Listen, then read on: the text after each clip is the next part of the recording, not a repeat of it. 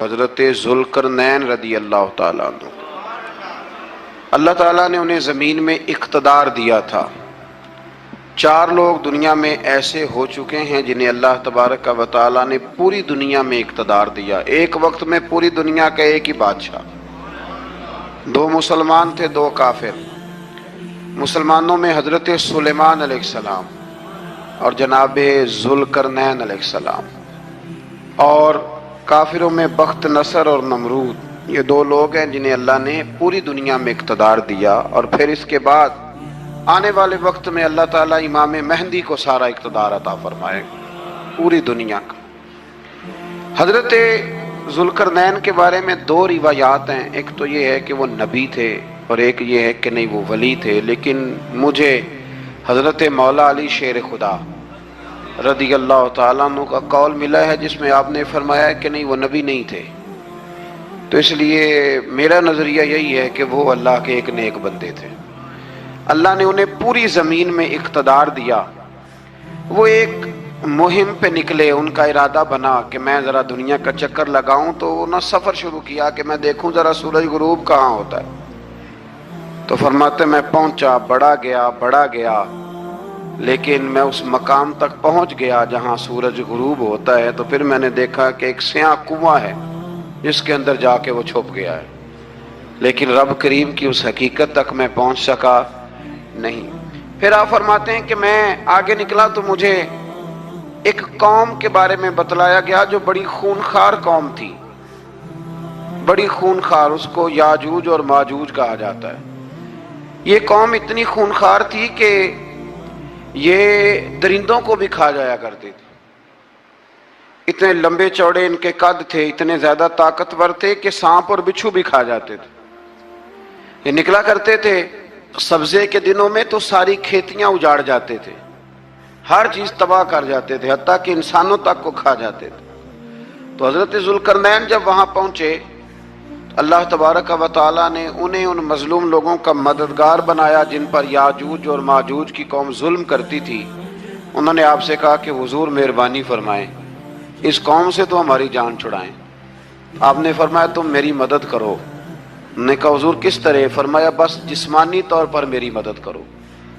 تو آپ نے پھر وہاں ایک دیوار بنائی، ایک دیوار، لوہا کاٹ کر، سیسا پگھلا کر، پتھر ڈال کر ایک بڑی موٹی تازی دیوار بنائی، اور اتنی اونچی بنائی، اور پھر اس کے چاروں جانب آگ جلائی تاکہ وہ لوہا اس طرح پگھل جائے کہ وہ دیواروں کے ساتھ چپک جائے، تاکہ کوئی آدمی پیر رکھنا چاہے تو پیر رکھ کے اس پہ چڑھ نہ سکے۔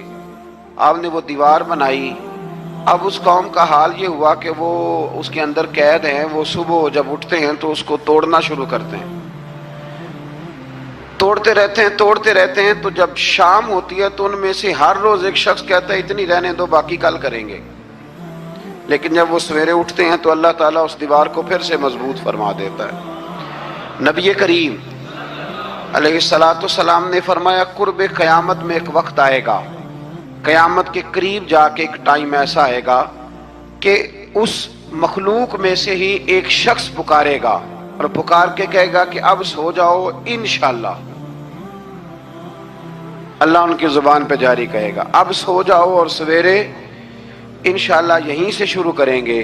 تو فرمایا وہ چونکہ انشاءاللہ کہیں گے تو پھر اللہ تبارک و تعالی اگلے دن اس دیوار کو وہیں پہ رکھے گا جہاں رات کو انہوں نے اسے چھوڑا تھا۔ اگلے دن وہ توڑیں گے تو دیوار ساری ٹوٹ جائے گی، اور پھر اللہ تبارک و تعالیٰ کا فضل ہوگا تو مسلمان کی طرف وہ بڑھیں گے، وہ قتل و غارت کریں گے، پھر سے وہی درندگی کریں گے، تو پھر حضرت عیسیٰ علیہ السلام ان کے لیے دعا کریں گے۔ تو دعا کا یہ حال ہوگا کہ ان کے وجود پر کچھ ایسی چیزیں برآمد ہوں گی جن کی وجہ سے وہ مر جائیں گے، ختم کر دیے جائیں گے، قیامت کے قریب جا کے وہ دوبارہ آئیں گے۔ اس کے بعد پھر اللہ تبارک و تعالیٰ نے سورہ کہف کی آخری آیات میں 7 سمندر اور ان جیسے اور بھی آ جائیں، فرمایا 7 سمندر ہوں اور ان جیسے اور بھی آ جائیں، اور مل کر وہ روشنائی بن جائیں تو میرے رب کے کلمات ختم ہونے سے پہلے سمندر ختم ہو جائیں گے۔ اور آخری آیت میں اللہ تعالیٰ نے فرمایا کہ اے رسول صلی اللہ تعالی علیہ وسلم آپ کہہ دیجئے کہ میں تمہاری طرح ہی ایک बशर हूँ, अना बशरुम मिसलकुम, मैं भी तुम्हारी तरह एक। अब मिसलकुम का बहुत सारे लोगों ने तर्जुमा अपनी तरह का कर लिया है, हालांकि हुजूर सल्लल्लाहु ताला अलैहि वसल्लम ने फरमाया कि बशर होने में मैं तुम्हारी तरह हूँ, रसूल होने में तुम्हारी तरह नहीं, अल्लाह का हबीब होने में तुम्हारी तरह। और वो ये जो मैं कह रहा हूँ ना, नहीं, तो ये सही बुखारी के लफ्ज़ हैं। हुजूर ने फरमाया अय्युकुम मिसली, कौन है तुम में जो मेरी तरह हो, ये सही बुखारी के लफ्ज़ हैं। अल्लाह तबारक व तआला समझने की तौफीक अता फरमाए। फिर इससे आगे सूरह मरियम शुरू होती है। इस सूरत में अल्लाह तबारक व तआला ने हज़रत ज़करिया अलैहिस्सलाम का जिक्र फरमाया है कि वो लावलद थे और बुढ़ापे की उम्र को पहुंच चुके थे। उन्होंने अल्लाह ताला से औलाद की दुआ की जो इनका और आले याकूब का वारिस हो, तो अल्लाह ताला ने उन्हें बेटे की बिशारत अता फरमाई जिसका नाम उन्होंने याहया रखा, बल्कि ये नाम उन्होंने पहले से रख लिया था। ये याहया नाम उन्होंने पहले से रख लिया था। मुझे अब लोग किस सेंस में मसला पूछते हैं ये नहीं मुझे बता, लेकिन मुझसे एक दोस्त ने कुछ दिन पहले पूछा कि पैदाइश से पहले बच्चे का नाम रखना जायज़ है, तो मैंने उन्हें कहा कि हाँ, आप सूरह मरियम पढ़ेंगे तो आपका अंदाज़ा होगा कि हज़रत ज़करिया ने बेटे का नाम पहले ही रख दिया था, क्योंकि उन्हें यकीन कामिल था कि रब करीम मुझे बेटा ही अता फरमाएगा। तो हज़रत याहया अलैहिस्सलाम को अल्लाह ताला ने बचपन में ही नबुव्वत अता की और किताब दी। इनके औसाफ ये बयान किए कि वो पाकीज़ा और मुत्तकी थे, माँ बाप के साथ नेकी करने वाले थे और सरकश नहीं थे। इन पर सलाम हो जब वो पैदा हुए, और इन पर सलाम हो जब उनकी वफात हुई, और क़यामत के दिन जब उन्हें उठाया जाएगा। इससे मालूम हुआ कि नबी करीम अलैहिस्सलाम पर या किसी भी नबी पर सलाम भेजना और उस दिन पर सलाम भेजना जिस दिन अल्लाह ताला ने उन्हें पैदा फरमाया है, ये कुरान मजीद से साबित है। यानी आप ये कह सकते हैं कि जिस सुहानी घड़ी चमका तैबा का चाँद, उस दिल अफरोज सात पे, दिल अफरोज सात पे, तो ये ऐने कुरान मजीद है कि जिस दिन वो पैदा हुए उस दिन उन पर सलाम। अल्लाह ताला समझने की तौफीक अता फरमाए। फिर इससे आगे चलकर हजरत मरियम सलामुल्लाह अलैहा का जिक्र है कि उनके पास फरिश्ता आया। हम तीसरे पारे में भी उनका जिक्र पढ़ा है। फिर एक आधा और जगह पे भी इशारतन किनायतन उनका तज़किरा आया कि उनके पास फरिश्ता इंसानी शक्ल में आया, और फरिश्ते ने आके कहा कि मैं आपको बेटे की बिशारत देने आया हूँ। कहने लगी मेरे पास कैसे बेटा आएगा, मुझे तो किसी मर्द ने छुआ ही नहीं। तो फरमाया रब ऐसे ही करता है जब वो किसी काम का इरादा फरमा लेता है। तो हज़रत मरियम के यहाँ अल्लाह तबारक व तआला ने हज़रत ईसा अलैहिस्सलाम की विलादत फरमाई। हज़रत ईसा बगैर बाप के पैदा हुए और हज़रत आदम अलैहिस्सलाम गैर माँ बाप के पैदा हुए। तो ये अल्लाह की कुदरत की निशानी है। अब हज़रत ईसा अलैहिस्सलाम की जब विलादत हुई तो ये आपका मुजज़ा और हज़रत मरियम की करामत सामने आई कि आप एक खुश्क खजूर के नीचे बैठी तो अल्लाह ताला ने उसे सरसब्ज़ व शादाब कर दिया, और आप उसको हिलाती थी तो वो खजूरें गिरती थी। बड़ी परेशान थी आपके कौम के सामने, क्या मुंह लेके जाऊंगी, लोग क्या कहेंगे। लोगों के लिए इल्ज़ाम लगाना, प्रोपेगेंडा करना बड़ा ही आसान काम है। दो ही तो काम दुनिया में आसान है, एक बदगुमानी करना और एक ग़ीबत करना। और इतना मज़ेदार काम है कि आप सारी दिहाड़ी कराएंगे।